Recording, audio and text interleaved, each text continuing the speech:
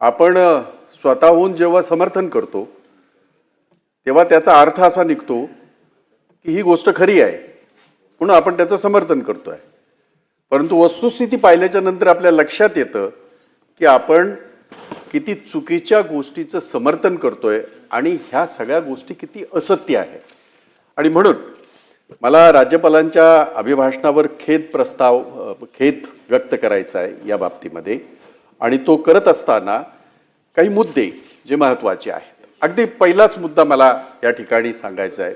प्रवीण भाऊंनी सुद्धा बोलताना, आपण सुद्धा बोलताना नेहमी म्हणतो पुरोगामी महाराष्ट्र जो आहेच, परंतु आज त्याची स्थिती पुरोगामी आहे का? आपण जर पाहिलं असेल तर राज्यात ज्या पद्धतीने म्हणजे आपल्या महापुरुषांचे छत्रपती शिवाजी महाराज, डॉक्टर बाबासाहेब आंबेडकर, राजमाता जिजाऊ, आमच्या अहिल्याबाई होळकर, ही सगळी नावं आम्ही घेतो. जे आमचं वैभव आहे ते कायम राहील. परंतु त्या विचाराप्रमाणे आम्ही वागतो का? या अलीकडच्या 10-12 वर्षामध्ये, 10-15 वर्षामध्ये जी जातीय तेढ या महाराष्ट्रामध्ये जी कधी नव्हती, ज्या पद्धतीने धार्मिक उन्माद या महाराष्ट्रामध्ये कधीही नव्हता.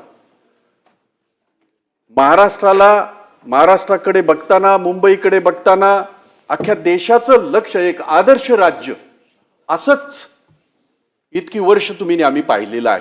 आणि आम्हाला त्याचा अभिमान आहे. कुठल्याही राज्यामध्ये आम्ही जातो त्यावेळेला महाराष्ट्रामधून आलेला माणूस त्याच्याकडे बघण्याचा दृष्टिकोनच तिथल्या नागरिकांचा, तिथल्या लोकांचा वेगळा होतो. परंतु आज माझ्या महाराष्ट्रामध्ये, माझ्या मुंबईमध्ये ज्या पद्धतीने जातीय तेढ निर्माण केल्या जात आहे, ज्या पद्धतीने धार्मिक उन्माद जो वाढलाय, त्याचं काय करायचं?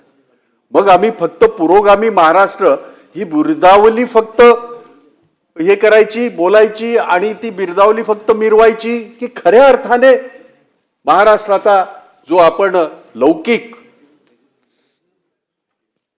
जो आपण म्हणतो नेहमी पुरोगामी, तो आपल्या समोर आहे का? ही गोष्ट सगळ्यात महत्वाची आहे. सीमा प्रश्नाच्या बाबतीमध्ये आणि मी या आपल्या महामहिंना मी दोष देणार नाही. सगळ्या आतापर्यंत आम्ही जेव्हा सत्तेत होतो तेव्हा सुद्धा सीमा प्रश्नाच्या बाबतीमध्ये सुरुवातीला किंवा शेवटी ही वाक्य ठरलेली आहेत. तुम्ही उघडून बघा सगळी, की आम्ही मोठे मोठे वकील सुप्रीम कोर्टामध्ये दिलेले आहेत. आणि म्हणजे मी दोन्ही सरकारांचं सांगतोय, मी इथे हा खेद व्यक्त करताना ह्या विषयाचा खेद व्यक्त करतोय. अरे कधीतरी याच्या बाबतीमध्ये निर्णय घ्या ना, कधीतरी काही गोष्टी ठरवा ना. मी कुणाकडे एकाकडे बोटच दाखवणे. सीमा प्रश्न हा महाराष्ट्राचा अतिशय महत्वाचा, अतिशय ज्याला आपण म्हणू सन्मानाचा, मराठी माणसाच्या सन्मानाचा प्रश्न आहे. परंतु त्याच्याकडे आम्ही त्या पद्धतीने कधी पाहिलं का? तर त्याचं उत्तर नाही असं येते. एक याचा अभिभाषणाचा भाग म्हणून, लोकांच्या भावना म्हणून त्याच्यात एक वाक्य टाकायचं किंवा एक पॅरा टाकायचा आणि त्याच्याने तशाने पुढे जायचं, असं जर त्याच्या मागची जर भूमिका असेल ती काय तितकीशी योग्य नाही. आपण जेव्हा आधुनिक महाराष्ट्र थांबणार नाही असं काहीतरी ते म्हणाले, काय वाक्य का सांगा ना. हा, तुम्ही थांबा ना. तुम्ही हा बर. आता महाराष्ट्र थांबणार नाही, महाराष्ट्र थांबताच कामा नाही. परंतु महाराष्ट्र धावण्याच्या ज्या काही महत्वाच्या ज्या गोष्टी आहेत त्याच्या बाबतीमध्ये आम्ही काय करणार आहोत, हा ह्याच्यातला महत्वाचा प्रश्न. आणि म्हणून याच्यामध्ये विशेषतः जो भर दिला गेला एकूण त्या संपूर्ण याच्यामध्ये, की आमची गुंतवणूक, आमचं हे सगळं म्हणजे अगदी पहिल्यापासून चालत आलंय. असंही म्हणता येणार नाही की पूर्वीच्या सरकारने अशा पद्धतीने काही गुंतवणुकीसाठी कुठे गेले नाहीत वगैरे, असं काही सांगता येणार नाही. नाही तर महाराष्ट्र धावलाच नसता, असं अचानक कुठं धावणार. परंतु बघा, कित्येक वेळेला एक गोष्ट मात्र मुख्यमंत्री देवेंद्रजी फडणवीसांचं मानलं पाहिजे. एक तर सरस्वती त्यांच्या जिभेवर आहे, त्यांच्याकडनं एखादा शब्द इकडे तिकडे होणार नाही आणि इतकं सक्षमपणे ते मांडत असतात. आता ते मांडतील, आता अर्थात हे त्यांनी दिलेलं यांनी महामहिम राज्यपालांनी इथे सांगितलेलं आहे. आता काय सांगितलंय त्यांनी दाओसमध्ये, म्हणजे प्रत्येक वेळेला प्रत्येक वर्षी आपण काही आकडे ऐकतो. दाओसमध्ये मागच्या वेळेचे जे आकडे मला अवगत आहेत, मला जे माहीत आहेत, आम्ही सगळ्यांनी ऐकले कारण आपण एकाच हॉलमध्ये सगळं ऐकत असतो. मागच्या वेळेला 14 लाख कोटीची गुंतवणूकचे करार झाले अशा पद्धतीने सांगण्यात आलं. तुम्ही ऐकलं असेल, मीही ऐकलेलं आहे. प्रत्यक्षात किती आमच्याकडे गुंतवणूक आली? कधीतरी आकडे सांगा ना, कधीतरी आकडे सांगा. बरं, मागचे 14 बाजूला ठेवा, यावर्षी 30 लाख कोटीचे करार, सामंजस्य करार आम्ही केले. सांगितलं, हे बाक वाजवली, दडा दडा दडा, तुम्ही पण वाजवली सगळ्यांनी, आम्ही पाहत होतो. आता मला एक सांगा, मागचे 14 लाख कोटी गेले कुठे? कुठे किती उद्योग आले? त्या किती उद्योगांना किती नोकरी, किती रोजगार उपलब्ध झाला? कारण ह्याचा डायरेक्ट समीकरण रोजगाराशी आहे, आपण अनेक वेळा म्हणतो, आणि खरं आहे. काय? हो, येतोय त्याच्यावर, लॉयड स्टीलवर येतोय. माझीच युनियन आहे तिकडे म्हणून म्हटलं.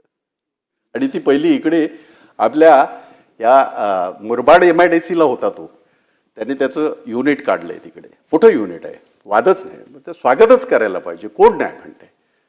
पण ते लॉयड स्टीलच्या अगोदर बरंच काय लॉयड आहे ते जरा बोलू द्या आणि त्याचं उत्तर हवंय.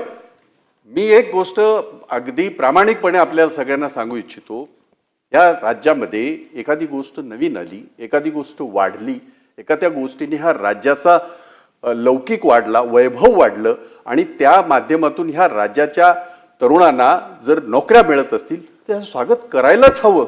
अरे पण आम्हाला एकदा तरी संधी द्या स्वागत करायची. मागच्या वेळेचं सांगतोय, मागच्या वेळेचे 14 लाख कोटी कुठे गेले मला माहित नाही, गुंतवणूक किती आली मला माहित नाही. या वर्षीचं जे 30 लाखाचं एक क्लासिक उदाहरण, या बाबतीमध्ये देवाभाऊंचं खरंच हे करायला पाहिजे. त्यांनी एक फोटो मी पाहिला, तुम्ही सगळ्यांनी पाहिला असेल, तो सोशल मीडियावर व्हायरल पण झाला आणि तो वृत्तपत्रात आणि याच्यातही दाखवला गेला, माध्यमांवर दाखवला गेला. एक करार त्यांनी कोणाबरोबर केला? अभिनंदन लोढा ह्या उद्योगपती बरोबर एक करार त्यांनी केला. त्या कराराच्या माध्यमातून 4 लाख नोकऱ्या तयार होणार अशा पद्धतीची आपल्याला माहिती दिली गेली. त्यांच्या माध्यमातून तिथे करार, पण तो अभिनंदन लोढा इथेच आहे, त्याचे वडील तुमच्या खांद्याला खांदा देऊन कॅबिनेटमध्ये बसतात. दाओसला जाऊन करार करण्याची काय गरज आहे? इथेच करा की, कुणी अडवलंय तुम्हाला? बर, अभिनंदन लोढा यांचा व्यवसाय काय? त्यांनी आता म्हणाले ते बरोबर आहे की हे आधी ठरवलं पाहिजे उद्योग म्हणजे काय. त्यांचा व्यवसाय आणि उद्योग ह्याच्यामध्ये जमीन आसमानाचा फरक आहे. त्यांचा व्यवसाय आहे बिल्डिंग कन्स्ट्रक्शनचा. 4 लाख कामगारांना हाताला कामगार मिळणार आहे असा एक सांगा, जगातला कुठला व्यवसाय सांगा चला. आणि आपल्याला हे सगळ्यांना माहिती आहे की परिणयजी त्यांना बोलू देत ना. नाही तरी चालेल. मला आवडतंय. म्हणजे काय होतंय त्याच्या नाही मी भाषण नाही अजिबात डिस्टर्ब होणार नाही. त्याचं कारण मुळात असं आहे, कसं राहतं ह्या सगळ्या गोष्टीला भाषण कोण ऐकतंय, किती ऐकतात यापेक्षा मी काय म्हणतोय आणि या राज्याच्या दृष्टीने माझं काय, माझ्या भावना काय आहेत त्या मी सांगतोय. आणि त्या राहतील की इकडं. काही लोकांना एक अडचण आहेच, म्हणजे काही लोकांना भाई जगताप उभा राहिला भाषणाच्या नंतर मग ते आपल्या केबिनमधून बघायला जास्त ते प्रिफर करतात. हे त्यांनीच सांगितलेलं सांगतोय, मी नाही. पण भाषण आपलं काहीतरी कोणी ऐकावं किंवा त्याची वाहवा करावी हा विषय नाही. हे मुद्दे सगळे जे राज्यपालांच्या अभिभाषणामध्ये आले त्याच्यावर बोलतोय मी. माझ्या पदरचं त्याच्यामध्ये काय बोलत नाही. आणि म्हणून अशा पद्धतीने जर समजा 30 लाख रुपयाची गुंतवणूक आणि त्याच्या माध्यमातून तयार होणारा रोजगार असा जर आम्ही मोजत असू तर मग या गोष्टीला काय म्हणायचं हे तुम्ही ठरवा. मी ठरवण्यापेक्षा मी विरोधक म्हणून मी काही बोलू शकेन, मला नाही बोलायचं. आणि मी भाषणामध्ये काही आक्रमकता आहेच, कारण वस्तुस्थितीला घेऊन सत्याला बोलून मी कधीही कुणाची पर्वा केली नाही, माझं सरकार असताना सुद्धा. आणि म्हणून मला या ठिकाणी आपल्याला एकच गोष्ट सांगायची आहे की आत्तापर्यंत नाही ते सगळे मला सांगूनच गेले होते. परिणयने एक असं सांगितलं की बघा, मी स्वतः भाषणाला इथे उभा आहे, मंत्री इथे आहेत, मंत्र्यांना असायलाच लागतंय एकाला कुणाला तरी. आज तुमचं दुर्दैव आहे की तुम्हाला माझं सगळं हे डोक्यावर तुमच्या पडणार. आभारी आहे मी, आभारी आहे. मुद्द्यांवर असं आहे की आतापर्यंत आपण मागचं सगळं सोडून देऊ, चला आपण कोविडच्या नंतरचं बोलू. कोविडच्या नंतर जे दाहोस सुरू झालं ते कालपर्यंत, बरोबर आहे. आतापर्यंत माझ्या माहितीप्रमाणे, माझ्या बुद्धीमध्ये तुम्ही हे टाकू शकाल, त्याच्यामध्ये भर टाकू शकाल, हे 30 लाख कोटी, मागचे 14 लाख कोटी, त्याच्या अगोदरचे 10 लाख कोटी, त्याच्या अगोदरचे 8 लाख कोटी, इतकं तर मला चांगलं माहिती आहे. हे मी सगळं कोविडच्या नंतरचं बोलतो. आता ही टोटल किती झाली साधारण? 62 कोटी झाली. आपण 60 पकडू, चला 60 लाख कोटी. एक गोष्ट साधीशी आहे, सांगा, कोणताही दावोसचे करार म्हणजे प्रत्यक्ष गुंतवणूक असा कोणाचा समज आहे का? नाही, असं नसतं. हे सामंजस्य करार, एमओयू ज्याला म्हणतो आपण, त्याचं रिअलायझेशन किती झालं याचा कधीतरी आकडा सांगा. तुम्ही मंत्री राहिलेले आहात, आमचे मित्र आहात, फार पूर्वीपासून आमचे संबंध हे राजकीय नसून वैयक्तिक आणि कौटुंबिक आहेत. प्रश्न जेव्हा महाराष्ट्राचा येतो, प्रश्न जेव्हा महाराष्ट्राच्या प्रतिमेचा येतो, महाराष्ट्राच्या वैभवाचा येतो, नका ना खेळू, महाराष्ट्राच्या वैभवाशी नका खेळू. फार खेळ चाललाय आणि बघता बघता आपला महाराष्ट्र इतका मागे चाललाय. नंबर येऊन काय, 1 नंबरची गुंतवणूक. ती स्वातंत्र्यापासून, महाराष्ट्राची निर्मिती झाल्यापासून देशामध्ये परदेशी येणारी गुंतवणूक ही 65 ते 70% ही महाराष्ट्र मुंबईच्या आजूबाजूलाच येत होती. हे आकडे खरे आहेत, हे जे मी सांगतोय ते तपासून बघा एकदा. आता आपण ते 39% गेलो, त्याच्याने पाठ थोपटायची, तरी पाठ थोपटायची. म्हणजे इतर अरे आपण इतर राज्यांपेक्षा 60-65% या राज्यामध्ये परदेशी गुंतवणूक एक होती. आज आपल्या राज्यामध्ये 39% गुंतवणूक येते आणि त्याच्यावर आम्ही आमची पाठ थोपटून घ्यायची आणि त्याचा अभिनंदनाचा ठराव तुम्ही आणायचा आणि आम्ही त्याच्यावर काय बोलायचंच नाही. अर्थात कुणी अडवलं नाही, अडवता पण येणार नाही, कारण अभिनंदनाचा ठराव तुम्ही जसा मांडला तसा त्या ठरावावर खेद व्यक्त करण्यासाठी मी या ठिकाणी उभा आहे. आणि म्हणून दावोसचे करार म्हणजे प्रत्यक्ष गुंतवणूक असा जो काही गैरसमज पसरवण्यात येतोय माध्यमांच्या माध्यमातून सुद्धा, तो साफ चुकीचा आहे आणि आम्हाला खोटं ठरवा असं माझं आव्हान आहे.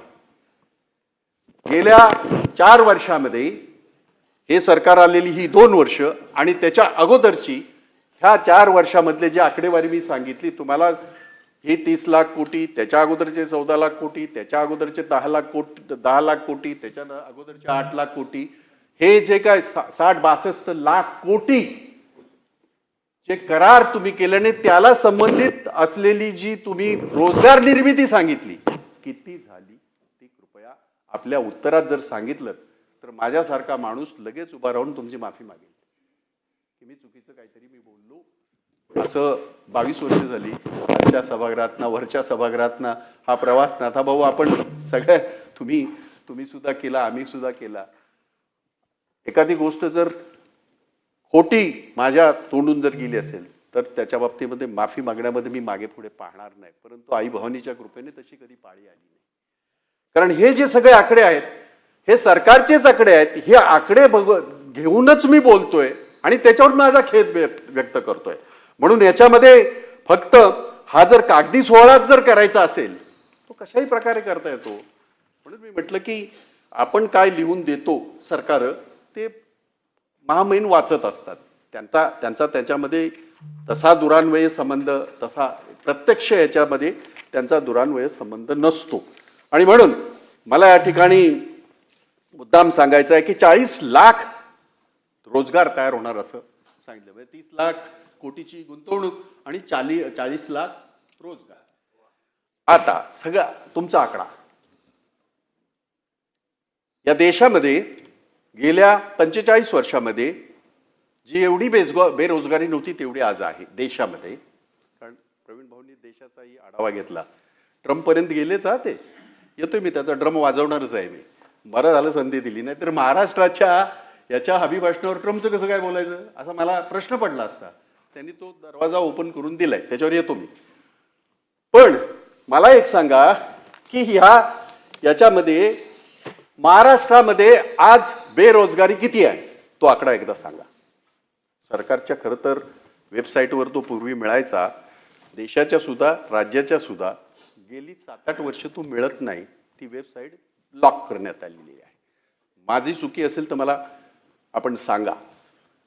कारण आज या महाराष्ट्रामध्ये महाराष्ट्राचं वैशिष्ट्य, महाराष्ट्राचं वैभव, मुंबईचं वैभव असं आहे की देशातल्या इतर राज्यातला तरुण आशेने आपल्या हाताला काम मिळेल आणि आपण देत आलो. आपल्याकडे उद्योग तसा येत होता. मी जेव्हा म्हटलं 65% गुंतवणूक येत होती, तेवढे उद्योग येत होते इकडे. मी तुमच्या लॉईडवर आता येतोय. आणि एकदा सांगा की नक्की बेरोजगार किती आहेत.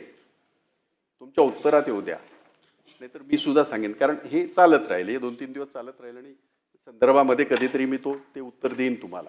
मला जाणून घ्यायचं आहे की आपले अधिकारी, सरकार या बाबतीमध्ये खऱ्या अर्थाने खरी माहिती देते का. हे पवित्र हे आहे, आपलं हाऊस आहे.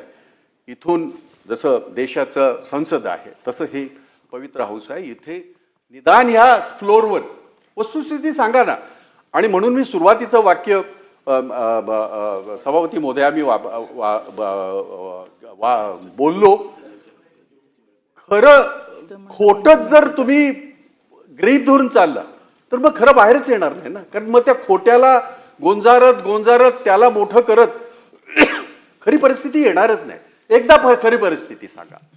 माझ्या राज्याच्या शेतकऱ्याची परिस्थिती सांगा, माझ्या राज्याच्या बेरोजगारीची परिस्थिती सांगा, माझ्या राज्याच्या कायदा सुव्यवस्थेची परिस्थिती सांगा, माझ्या राज्याच्या उद्योगाची परिस्थिती सांगा.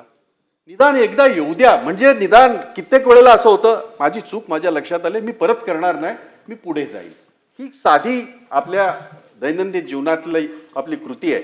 दुर्दैवाने तसं होत नाही. आणि म्हणून 40 लाख लोकांना तर जाऊ द्या. आज आपण हे बजेटरी हे आहे, म्हणजे आपण फेब्रुवारीमध्ये आहोत. पुढच्या फेब्रुवारी किंवा मार्चमध्ये आपण परत एकदा भेटणार आहोत. हे अधोरेखित करून ठेवा माझं वाक्य. 40 लाख रोजगाराचं जे म्हणतायत, आम्ही खरोखरच अगदी तुमच्या सगळ्या सरकारचं, मुख्यमंत्र्यांचं, दोन्ही उपमुख्यमंत्र्यांचं आणि सगळ्या मंत्र्यांचं स्पेशल आझाद मैदानावर आम्ही तुमचा सत्कार ठेवू. आणि आम्ही स्वतः सांगू की होय, यांनी सांगितलं, खऱ्या अर्थाने महाराष्ट्र फार वेगाने पुढे गेलेला आहे आणि एका वर्षभरामध्ये 30 लाख कोटीची गुंतवणूक आलेली आहे आणि 40 लाख रोजगार उपलब्ध झालेला आहे. आम्ही स्वतः करू आणि आम्ही पुढाकार घेऊ. आम्ही सगळे मिळून त्या बाबतीमध्ये करू. हे माझं आश्वासन आहे आपल्याला. आणि त्याबरोबर एक खेद सुद्धा व्यक्त करावासा वाटतो. माझ्यासारखा कामगार क्षेत्रामध्ये माझ्या आयुष्याची मी 40 वर्षे दिलेली आहेत, 38-39 वर्षे दिलेली आहेत. माझ्यासारख्याला आनंद होईल भाऊ की जर हे 40 लाख तर रोजगार सोडून द्या, अगदी 10 लाख जरी रोजगार सुरू झाले तरी मला त्या गोष्टीचा प्रचंड आनंद होईल. मला अभिमान वाटेल. त्याचं हे बाकीचं सोडा. आपल्याकडे 65,000ची भरती आपण करू शकलो नाही. काय गोष्टी आपण करतोय बरं, हे आम्ही गेली 5-6 वर्ष तेच ऐकतोय. आता ही गोष्ट थोडीशी येण्याची शक्यता आहे, कारण आपल्याकडे ते तुमचं काय ना आमचं काय हे असं चालतच राहतं. सकाळी सुद्धा शंभूराजे उठले ते विसरले की ते सुद्धा त्याच मंत्रिमंडळामध्ये राज्यमंत्री होते. ते त्यावेळेला विसरले. शंभूराजे म्हणाले म्हणून सांगितलं. त्याच्यातला माझा याच्यातला दोषारोप करण्याचा अजिबात माझा हेतू नाही. पण मला एक सांगा की त्या त्या 2.5 वर्षातली 2 वर्ष तर त्या कोविडच्या काळामध्ये गेली, पण त्याच्यानंतरचं म्हणून मी अगदी कॅटेगॉरिकली म्हणतोय, कोविडच्या नंतरची अभिभाषणं, त्याच्यामध्ये दिलेले वचनं आणि त्या पद्धती झालेली कारवाई साधं आहे. उत्तरामध्ये जर आलं तर मला त्याचा आनंद होईल, महाराष्ट्राला त्याचा आनंद होईल. महाराष्ट्राला आमचा खोटेपणा सिद्ध करू द्या, आमचा खोटेपणा लोकांपर्यंत येऊ द्या की बघा विरोधक आहेत म्हणून काही बडबडतात आहेत. आणि म्हणून मी याच्या बाबतीमध्ये बोललो आपल्या भरतीबद्दल, ज्याच्यावर आपण गेली 5 वर्ष सातत्याने ऐकतोय. बरं कारण काय? पेपर फुटला, हे कारण. सरकार आहोत का आपण? बाई किती वेळ बोलणार अजून? मी किती वाजेपर्यंत आहे? आपण किती वाजेपर्यंत चालू ठेवणार आहे? तुम्ही किती वेळ बोलणार आहात? याच्यावर 3 दिवस चालणार. आता 22 मिनिटं झाली आहेत. बाई बाई मी बसतो, तुम्ही बोला. बाई 22 मिनिटं झाली आहे, अजून किती वेळ बोलणार आहात? नाही नाही, असं काही नसतंच, असं बाई- काही नसतं. अभिभाषणावर 3 दिवसाची चर्चा आहे. 2 दिवसाचं आहे. तुम्ही 22 मिनिटं बोललात, अजून किती वेळ बोलणार आहात? अजून मी 22 मिनिटं बोलली. नाही, इतके वेळ फार होणार तो. तुम्ही तुम्ही सांगा आता- किती मिनिटं बोलणार. नाही नाही, मी अजूनच बसून जातो. तर आता हे ऐकायचंच नसेल तर मग काय करायचं आता? माझी काहीच हरकत नाही. 5 वाजेपर्यंत अजून 15 मिनिटं घ्या. 5 वाजता आपण थांबणार आहोत. हो, 22 मिनिटं तर झालीत तुमची, अजून तुम्ही बोलताय 15 मिनिटं घ्या. ठीक आहे, चला आपण मी आता असं करतो, 20-20 खेळू आपण. शेवटच्या स्लॉग ओव्हर समजून मी थाड थाड थाड सुरू करतो. ऐक रे बाबा, सिनियर आहे तुम्ही, तुम्हाला ऐकणं यासाठी सुद्धा गरजेचं आहे. जाऊ द्या ना, मी त्याच्या बाबतीत बोललो. मी म्हटलं की कोणीतरी माझी भाषणं ऐकावीत म्हणून आम्ही बोलणं हा स्वभावच नाही. वस्तुस्थिती आणि खरं सत्य बोलणं हा माझा स्वभाव राहिला आणि त्याच्यासाठी मला कसलीही गरज लागत नाही. आहे ते बोला बाई, बोला. असेल. आणि म्हणून नाही म्हणून तेच 5 वर्षाचं सांगितलं. 5 वर्षाचं FDIच्या बाबतीमध्ये इथे बोललं गेलं. एक गोष्ट खरी आहे, लॉयड कारखाना हा गडचिरोलीमध्ये आपण हे केलेला आहे. त्याच्यामध्ये तुमचा रोल बऱ्यापैकी आणि सगळ्यांचाच आहे तिथे. हा कुठल्या एका पक्षाचा नव्हे, तर त्या सगळ्यांनी मिळून त्याच्यावर घेतलेला तो निर्णय आणि तो आवश्यक आहे. आता प्रश्न निर्माण असा होतो, लॉयड सुरू झालं जेव्हा असं आपण म्हणतो, तर गेल्या 5 वर्षामध्ये आपल्या राज्यामध्ये अशा पद्धतीचे किती हे आली उद्योग, किती आले? परदेशात आले, आपल्या राज्यात नाही आले. फॉक्सकॉन आलं का? नाही आलं. बसचं ते हे आलं का? नाही आलं. म्हणजे मोठे उद्योग ज्याच्यातनं रोजगार निर्मिती होती, याच्यामध्ये रोजगार निर्मिती होईल, परंतु ती काय 10 लाख आणि 20 लाख अशी होणार नाही. कारण अलीकडे ऑटोमायझेशन झालेलं आहे आणि सुदैवाने ह्या देशाचा स्टील इंडस्ट्री, टाटा इंडस्ट्री असू द्यात, JSW असू द्यात, इतर सगळ्या, मी गेली 40 वर्ष मी ह्या सगळ्यांबरोबर काम करतोय, म्हणजे बऱ्यापैकी मला त्यातली माहिती आहे. आणि म्हणून तरी सुद्धा आम्ही स्वागत करू अशा पद्धतीने. लॉयड सारखे जर उद्या 5-50 कारखाने आले तर होय, महाराष्ट्रामध्ये खऱ्या अर्थाने 4-5 लाख लोकांना रोजगार उपलब्ध होऊ शकेल. पण तसं नाही झालंय, तसं नाही होत आहे. हे दुर्दैव आहे, हे मी सांगण्याचा प्रयत्न करतोय. आणि म्हणून या ठिकाणी जी गुंतवणुकीच्या बाबतीमध्ये बोललं गेलं, आज आम्ही आमची पाठ थोपटून घेतोय. 39% गुंतवणूक महाराष्ट्रात आली म्हणून. अरे एकेकाळी 65% येत होती, 60% येत होती. आणि सगळ्यात महत्वाची ती रिअलाइज होत होती. म्हणजे एखादा कारखाना जर त्या ह्याच्यामध्ये आपल्या करारामध्ये असेल तर तो कारखाना येत होता. असे अनेक कारखाने आपल्या महाराष्ट्राने बघितलं. आज आम्हाला काय पाहायला मिळतंय, इथले इस्टॅब्लिश झालेले कारखाने गुजरातमध्ये चालले, तामिळनाडूमध्ये चालले. आमचा आकस नाही हो, आकस कशासाठी असेल? पण आमच्याकडे इस्टॅब्लिश झालेले धंदे, उद्योगधंदे जर ते बाजूच्या राज्यामध्ये चालत असतील तर 2 गोष्टी ह्याच्यातनं स्पष्ट होतात. कुठेतरी महाराष्ट्राचं औद्योगिक धोरण चुकतंय, याचा अर्थ असाच निघतो. आणि मग जर आमच्या शेजारचे राज्य जर आपल्याकडे आकृष्ट करू शकत असतील उद्योगपतींना आणि अशा पद्धतीने त्यांच्या राज्यामध्ये जर रोजगार उपलब्ध होत असेल तर माझ्या राज्यातला कमी का व्हावा, हा माझा प्रश्न ह्या ठिकाणी आहे. आज आपल्या राज्यामध्ये अनेक असे ग्रॅज्युएट, डबल ग्रॅज्युएट मुलं आहेत जी सिक्युरिटी गार्डचं काम करतात आहेत, कारण कामच नाही आहे हाताला. जी अनऑर्गनाइज सेक्टर मधल्या, आता तर सगळं फारच म्हणतो वाटोळ्या, मी त्याच्यावर जात नाही, त्याच्यावर चर्चा होईल त्यावेळेला मी बोलेन मी की जे काय असेल ते. पण आज परिस्थिती अशी आहे की जे डबल ग्रॅज्युएट आहेत त्यांच्या हाताला काम नाही, घर चालत नाही, कुटुंबाचं फार वाताहत झालेली आहे. काही ठराविक लोकचं सोडावं. आज आपला महाराष्ट्र ज्या पद्धतीने मागे गेलाय शेतकऱ्याच्या बाबतीमध्ये, येतोय मी त्याच्यावर पुढे, हा कष्टकरी जो आहे तो कष्टकरी हवालदिल झालाय, शेतकरी हवालदिल झालाय. मग नक्की प्रगती आणि महाराष्ट्र वेगाने तो कुणासाठी चाललाय? मुंबईच्या एका ठराविक गोष्टी बाबतीमध्ये बोलत असताना मी एवढं सांगेन, आमची मुंबई, महाराष्ट्र धावतोय, मुंबई धावतोय, तो धावतोय अदानीसाठी, अंबानीसाठी.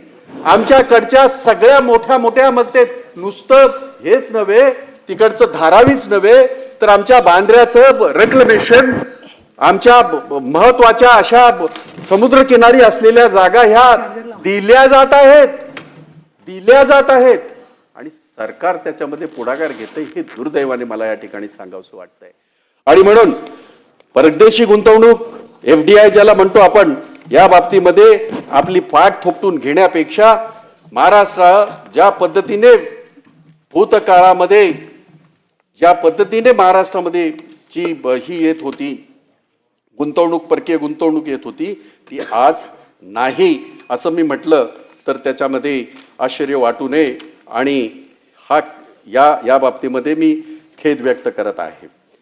आता एक गोष्ट असं आहे की आम्हाला आपल्याला एक सवय आहे की कानावर trillion economy, $1 trillion economy. Can somebody explain me what is $1 trillion economy? Can somebody explain me or make me understand rather than tell me? अहो, ज्या महाराष्ट्राचा कंबरटा 7.5 लाख कोटीच आज आमच्यावर कर्जच आहे, कसल्या ट्रिलियन गोष्टीच्या हे करताय आणि कुठलं साल देताय तुम्ही? 2047.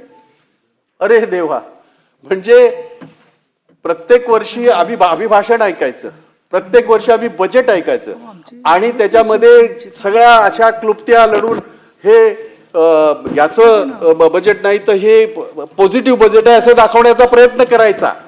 आणि प्रत्यक्षात कर्जाचा बोजा हा प्रत्येक वर्षी लाख कोटीने वाढतोय. आणि तरी सुद्धा जर आम्ही असं जर म्हणत असू की आमचा हा विकसित महाराष्ट्र 2047, नाही, महाराष्ट्र फार वेगाने चाललेला आहे. 2047ला काय 5 ट्रिलियन इकॉनॉमी आम्ही बघणार आहोत. म्हणजे तिकडे पण जुमलेबाजी, एक मात्र अख्ख्या देशामध्ये सगळे शिकलेले आहेत फार चांगल्या पद्धतीने. आणि ते म्हणजे बोलायचं, घाबरायचं नाही, रेटून बोलायचं आणि काहीच करायचं नाही. रेटून बोलायचं पण काहीच करायचं नाही. जेवढं आपण बोलता त्याच्या 10% जरी आपण केलं देशासाठी, राज्यासाठी किंवा ह्या शहरासाठी, तर खरोखरच मी आपले आभार मानेन. आणि हा महाराष्ट्र सुद्धा तुमचा आभारी राहील, हा देश तुमचा आभारी राहील. पण तसं नाहीये. एवढंच आहे की जोर जोरामध्ये बोलायचं हे मात्र सगळीकडे चांगल्या प्रकारे शिकलं गेलेलं आहे. काय झालंय की देवेंद्रजी असतील, नाथाभाऊ असतील, आम्ही ह्या लोकांना, ह्यांच्या विशेषतः नाथाभाऊ आणखी तत्सम जे सिनियर मुंडे साहेब असतील, त्यांच्याकडे बघून आम्ही मी माझं सांगतोय, अनेक असे त्यांच्या, कारण हे विरोधी पक्षात होते, हे किती वेळ बोलले होते माहिती आहे? ताई कुठे गेले? अरे तुम्हाला हे माहिती आहे, त्यांना माहित नव्हतं. म्हटलं हे किती वेळ अशाच ह्याच्यावर आम्हाला माहिती आहे ना सगळ्यांना. नाही, म्हणून म्हटलं विरोधी पक्ष नेता म्हणून असताना सगळं सभागृह 22 तास मंत्री असताना पण ते ताई 22 तास. अच्छा, ते एक कागद असा हातात घेऊन हे ह्यासाठी सांगतोय की हे एक बौद्धिक जे असतं ते असं नसतं हो. आणि आम्ही जर एखादी गोष्ट मी रिपीट केली तर मी समजू शकतो. अरे मी तुम्हाला सगळ्या गोष्टी ज्या सांगतोय, तुम्ही जे इकडे ढंडोरे पिटताय सत्याच्या बाबतीमध्ये मी सांगतोय, मी काय रिपीट करतोय? आता ऐकायला त्रास होतो त्याला मी काय करू? कारण मी खरं बोलतोय, सत्य, आणि सत्य असंच असतं, सत्य असंच असतं. ऐकायची तयारी ठेवा. सत्तेमध्ये आहात तुम्ही, तुम्हाला नाकारता येणार नाही. आणि म्हणून या FDIच्या बाबतीमध्ये बोलत असताना बरं झालं ट्रम्पचं बोलले. आता काय बोलले बघा, मला मोठं आश्चर्य वाटते सभापती महोदया. खरं तर त्याचा काय संबंध नव्हता आपल्या ह्याच्याशी, अभिभाषणाशी काय संबंध? ते खरं देशाच्या ह्याच्यामध्ये त्याच्यावर चर्चा होत आहे किंवा ते बोलायला पाहिजे. पण त्यांनी सांगितलं की नाही, ट्रम्पला त्या हे केल्यामुळे आपला टेरिफ 25 वरनं आम्ही 18 वर आणला. अरे पहिला 3च होता ना, अरे पहिला 3च होता ना, 3% होता. नाही कवडी, 3च होता ना. ऐकायलाच पाहिजे. नाही तुम्ही मला ती हे ओपन करून दिलं, बरं झालं. मी म्हटलं, मी काय म्हटलं, आता त्यांनी मला सांगितलं की 5 वाजेपर्यंत आहे. म्हटलं आता शेवटचे स्लॉग ओव्हर खेळूया, बाकीचं सगळं आहे. 5 वाजेपर्यंत काय वाढवणार आहात? मी आपल्याला विनंती करेन, मला 10-15 मिनिटं एक्स्ट्रा दिली तर मी आपला आभारी आहे. घोषणा बाकी काय आपण बघू ठरवू. मला? नाही घोषणा नाही केली अजून. नाही, पण त्यांना आपण ठरवा उद्या करू. अच्छा अच्छा, ठीक आहे. नाही नाही, त्यांनी तालिका सभापतींनी सुचवलं असेल तुम्हाला, काय? पण कामकाज नंतर चालू राहणार आहे, त्यामुळे तुम्हाला नाही, वाटलं तर मी बोलावं विनंती असतं. त्यांना तेव्हाही केली. त्या म्हणाल्या 5 वाजता बंद होणार आहे, तर म्हटलं मग बंद होणार आहे तो विषय संपतो. बंदचं नाही. तेच मी बंदचा म्हटलं, निर्णय माझी विनंती राहील, माझी आपल्याला विनंती राहील, मी 5:15 पर्यंत संपवेन. मला 1-2 मुद्दे महत्वाचे आहेत जे त्यांनी बोललेत, आणि मला असं वाटतं की बाकी सहकारी बोलतील. नाही नाही, पण काय आहे माहितीये का, भाई सन्माननीय भाई जगताप, काय होतंय, शेवटचे जे सभासद असतात ना मागच्या रांगेतले, त्यांना मग मला 5-5 मिनिटं फक्त देता येतात, आणि शेवटी मग अभिजित वंजारी वगैरे सुद्धा 15 मिनिटं बोलणारे असतात, पण त्यांना आम्ही 10 मिनिटात संपवतो बोलणं. त्यामुळे थोडं तुम्ही वेळेची मर्यादा पाळली तर बरं पडेल ना. आणि भरपूर झाले आणि प्रभावी झाले भाषण, मी ऐकलं आतून तुमचं. प्रभाव यांच्यावर प्रभाव पडत नाही ना, एवढं बोलतो, ह्याच्यावर प्रभाव पडायला पाहिजे ना, तो नाही पडत ना. त्याच्यामुळे आता ट्रम्पच्या बाबतीमध्ये आपण बोललो गेलो, आणि आपण आता काय डंडोरा पिटतोय की आम्ही 25%वरनं 18%वर आलं. खरं तर ते त्यांच्या सुप्रीम कोर्टाने सांगितलं की हे सगळं काय, तुम्हाला ट्रम्प काय बोलला माहिती आहे का आज सकाळी? जर असं कुठच्या देशाने काय केलं तर मी परत टेरिफ वाढवेन. मी नाही मानत कुणाचं, तो बोललाय, मी नाही. त्यांच्या सुप्रीम कोर्टाने त्याला बोललाय तो. नाही रॉंग आहे तर त्याला कोण सांगणार? सांगण्याचं उद्दिष्ट असं प्रवीण भाऊ असं आहे की आपल्याकडे होतं किती, 3% होतं, 25%, 50 बोलला, 25 झालं, 18वर आम्ही काय पाठ थोपटून घ्यायची. आणि कशाच्या बाबतीमध्ये आपण शेतकऱ्यांचं बोललात प्रवीण भाऊ, आपल्याकडे जमीन धारणा जी आहे परडोई किती आहे? त्यांच्याकडे हजारो हेक्टर एक शेतकरी आणि यांत्रिक सगळं लावून करत असतो. म्हणजे त्याला येणारा खर्च आणि माझ्या कपास उगवणाऱ्या येणारा खर्च, सोयाबीनवाल्यांना खर्च, अहो ते ओपन केलं ना. आम्ही दरवर्षी भांडत असतो, सोयाबीनला भाव द्या, सोयाबीनला भाव द्या. तो गिरीश तर बोंबलायचा, 8,000 द्या आणि 10,000 द्या, 6,000 देऊन मोकळा झाला होता त्यावेळेला आपण टीका केलीच होती. आणि म्हणून असं नाही आहे, ते आपल्याला समजून घेणं गरजेचं आहे. ह्या देशाला खऱ्या अर्थाने वाचवलं. ह्या देशाची जी आर्थिक घडी आहे त्याच्यामध्ये सगळ्यात जास्त योगदान कुणाचं असेल तर आपल्या शेतकऱ्याचं असेल, आणि म्हणून आपला देश कृषीप्रधान आहे. आज ज्या पद्धतीचे टेरिफ आहे आणि ज्या पद्धतीच्या टेरिफ पेक्षा हे जे ओपन करून ठेवण्यात आलंय, एकीकडे सांगतो आम्ही दूध नाही, हे नाही, ते नाही, अरे पण हे जे महत्वाचं आहे, ज्याच्यावर त्यांचं आयुष्य चालतं, ज्याच्यावर शेतकरी आज त्यांचे पिढ्यानपिढ्या ते तिथे शेती करत आहेत, त्यांचं काय करणार आहात? आणि म्हणून याच्यामध्ये ट्रम्प सरकारला किंवा अमेरिकेला जे आम्ही आमच्या कृषी क्षेत्रामध्ये जे हे दिलंय, एंट्री दिले, आतापर्यंतच्या कुठल्याही सरकारने एवढी सरकार आले 95 पासून, सगळ्यात पहिला 95ला इथे बदल झाला, कधीही कोणी हिंमत नाही केली.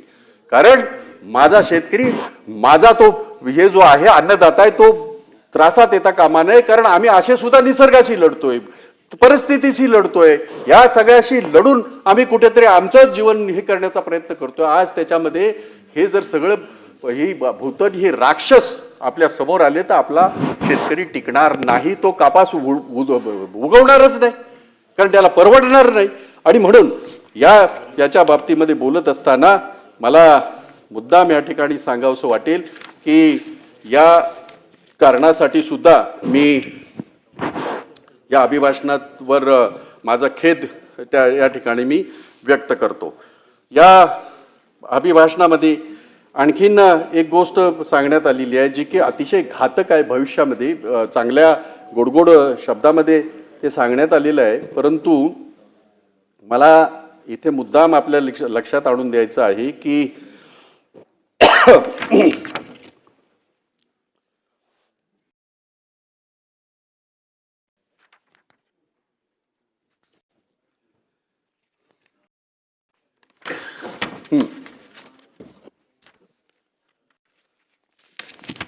त्याच्यामध्ये एक गोष्टीचा उल्लेख आहे, महाराष्ट्र राज्य रस्ते विकास मंडळ म्हणजे MSRTC आणि पायाभूत सुविधा विकास महामंडळाकडील प्रकल्प इन्व्हिट कडे हस्तांतरित करण्यात येणार आहेत. हे महाइन्व्हिट आहे काय प्रवीण भाऊ? आपण आपल्या जागा बदलतील, परंतु हे नक्की काय आहे आपल्याला समजून घेणं गरजेचं आहे. 4700 कोटीने रस्ते आम्ही करणार आणि देणार कुणाला? ह्या असल्या धनधाडक्यांना, ह्या प्रायव्हेट लोकांना. कसल्या गोष्टी करतोय आम्ही? कसला महाराष्ट्र धावत चाललाय? होय महाराष्ट्र धावत चाललाय. विकत चाललात तुम्ही, तिथे महाराष्ट्र धावत चाललाय. होय महाराष्ट्र बेरोजगार होत चाललाय. हातामध्ये कटोरं घेण्याची वेळ माझ्या महाराष्ट्राच्या ह्या तरुणांवर जे आज ग्रॅज्युएट झालेत, मोठ्या मोठ्या संस्थेतनं बाहेर येतात, त्यांच्यावरती पाळी आली आहे. याच्यात महाराष्ट्र पुढे चाललाय आणि सरकारचा पैसा वापरायचा, तुमचा आमचा पैसा वापरायचा, आमच्या टॅक्सपेअरचा पैसा वापरायचा, त्याच्यातनं रस्ते बनवायचे, ब्रिज बनवायचे आणि हँडओव्हर कुणाला करायचे? या लोकांना. आज तुम्ही ने आम्ही नुसता तो नवीन आपण सगळे भांडलो त्याच्यासाठी, टोल बंद होण्यासाठी, आणि तो झाला. उद्या ह्या लोकांनी ह्या सगळ्या गोष्टी घेतल्यावर काय तुम्ही सांगणार आहात? प्रत्येक छोट्या छोट्या रस्त्यावर सुद्धा टोल जर आलं तर मला आश्चर्य वाटणार नाही. मला आश्चर्य वाटणार नाही, कारण तुम्ही त्यांना विकलेलं आहे. म्हणजे आपली प्रॉपर्टी विकून, आपलं घर विकून मी माझं कर्ज कमी केलं असं सांगण्याचा जो काही प्रयत्न चाललाय, अतिशय दयनीय, अतिशय विघातक आणि महाराष्ट्राला अतिशय घातक अशा प्रकारचा हा जो आहे. आणि तरी सुद्धा जर त्याच्यामध्ये यांचं जर हे केलं जात असेल, अभिनंदन केलं जात असेल, ते तुम्हाला करायलाच हवं. परंतु मला खेद व्यक्त करत असताना या प्रस्तावाला माझी नामंजुरी किंवा माझी नापसंती देत असताना ही कारणं आहेत. आणि हे जे मी सांगतोय पोटतिडकीने, हे खोटं आहे. हे तुम्ही जर तुमच्या उत्तरातनं सिद्ध केलं तर मी खरोखरच तुमचा आभारी राहील. अख्खा महाराष्ट्र तुमचा आभारी राहील. आणि म्हणून आपण मी सांगितल्याप्रमाणे अनेक मुद्दे आहेत. माझे अनेक सहकारी बोलतील, त्या तिकडचेही सहकारी ते बोलतीलच, कारण ह्या सगळ्यांवर त्यांना बोलावं लागेल. मला या ठिकाणी सरकारला नक्कीच सांगायचं आहे, घोषवाक्य असतात, घोषवाक्य ह्याच्यासाठी असतात, त्याच्यापासून प्रेरणा घेतली जाते. घोषवाक्य यासाठी असतात, त्याच्यापासून ऊर्जा मिळते आणि त्या ऊर्जेतून लोक असतील, समूह असेल, एखादा शहर असेल, एखादा राज्य असेल किंवा एखादा देश असेल, त्याच्यापासून प्रेरणा घेतं आणि पुढे जाण्याचा प्रयत्न करतं. या घोषवाक्यातनं आम्ही काय प्रेरणा घेणार आहोत? ज्या महाराष्ट्र थांबणार नाही, महाराष्ट्र प्रॉपर्टी विकण्याला थांबणार नाही, महाराष्ट्र स्वतःचं अस्तित्व घाण ठेवायला थांबणार नाही, महाराष्ट्र खोटं बोलण्यामध्ये थांबणार नाही, महाराष्ट्र महिलांच्या वर अत्याचार होणार आहेत त्याच्या बाबतीमध्ये थांबणार नाही, महाराष्ट्र या राज्याच्या तरुणांना नोकऱ्या देणार, बेरोजगारांना रोजगारी देण्याच्या ह्याच्यामध्ये थांबणार नाही. इथेच थांबणार नाहीये का? आणि असं जर असेल तर मला या ठिकाणी नम्रपणे सांगावंसं वाटेल, आपण ज्या याच्यामध्ये बबल, ज्याला आपण काय म्हणतो, फुगा, जो फुगा आपण विकासाचा आणि वेगाचा जो तयार केलेला आहे, हा फुगा फुटलेला तर आहेच. तुम्ही समजताय की हे सगळं तसं आहे, तर तसं ते नसून खरी वस्तुस्थिती जी आम्ही या ठिकाणी मांडलेली आहे, ह्या प्रत्येक विषयावर आपल्या उत्तरातून आम्हाला तुम्ही जर वस्तुस्थिती जर सांगितली तर आम्ही तुमचे आभारी राहू. आपण मला संधी दिली त्याबद्दल मी आपल्या आभार व्यक्त करतो आणि थांबतो. जय हिंद, जय महाराष्ट्र. आता पुढची नावं